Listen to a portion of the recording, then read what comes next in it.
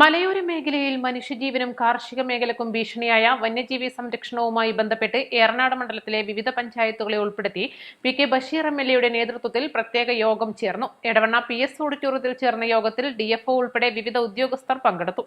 ഇതില് നമുക്കെല്ലാവർക്കും അറിയാം വന്യമൃഗ ശല്യം. അതിന് എങ്ങനെ പരിഹാരം കാണും? DFO ആണെങ്കിൽ വളരെ പുതിയ DFO ആണ്, വളരെ പോസിറ്റീവായിട്ടാണ് എല്ലാ കാര്യത്തിനെയും കാണുന്നത്. അപ്പോൾ നമുക്ക് എവിടെയൊക്കെ ഫെൻസിങ്, ആംഗിൾ ഫെൻസിങ് എന്നും കൃഷി ഡിപ്പാർട്ട്മെന്റിലെ എല്ലാ ഉദ്യോഗസ്ഥന്മാരെയും വിളിച്ചത് കൃഷി ഡിപ്പാർട്ട്മെന്റിലും ഇതിന് ഫണ്ടുകളുണ്ട്. അപ്പം നമുക്കിതെല്ലാം കൂടി യോജിപ്പിച്ച് ഇതിനെങ്ങനെ പരിഹാരം കാണണം എന്നുള്ളതിൻ്റെ അടിസ്ഥാനത്തിലാണ് ഇങ്ങനെ മീറ്റിംഗ് വിളിച്ചിട്ടുള്ളത്.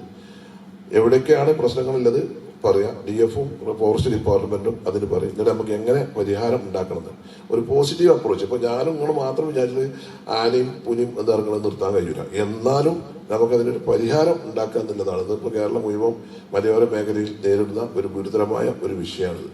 അപ്പോൾ അതെങ്ങനെ കൈകാര്യം ചെയ്യണം? ഇപ്പോൾ പുലി മാത്രമല്ല, ഇപ്പോൾ കരടിയായി, പന്നി ഏതായാലും ആയി, ഇപ്പോൾ ആന നാട്ടുക്കുമായി. അപ്പോൾ അങ്ങനെയുള്ള ഒരു സാഹചര്യത്തിലാണ് നമ്മൾ, അതിന്റെ അടിസ്ഥാനത്തിലാണ് ഈ മീറ്റിംഗ് വിളിച്ചത്. ഫണ്ട് കാര്യങ്ങളൊക്കെ നമുക്ക് രൂപമുണ്ടാക്കും. യോഗത്തിൽ Areekode block president P. Ruhiya Shamsu, Nilambur block president P. Pushpavalli, DFO Nilambur north P. Dhanesh Kumar IFS, ACF Nilambur Aneesha Siddique, Nilambur tahsildar MP Sindhu, Eranad tahsildar KS Ashraf Edavanna, Chaliyar, Urangattiri, Kavanur, Areekode, Kuzhimanna, Keezhuparamba എന്നീ പഞ്ചായത്തുകളിലെ പ്രസിഡന്റുമാർ, അംഗങ്ങൾ, അരീക്കോട്, നിലമ്പൂർ ബ്ലോക്ക് പഞ്ചായത്ത് സെക്രട്ടറിമാർ, വില്ലേജ് ഓഫീസർമാർ, കൃഷി വകുപ്പ് ഓഫീസർമാർ, ഫോറസ്റ്റ് വകുപ്പ് ഓഫീസർമാർ തുടങ്ങിയവർ സംബന്ധിച്ചു.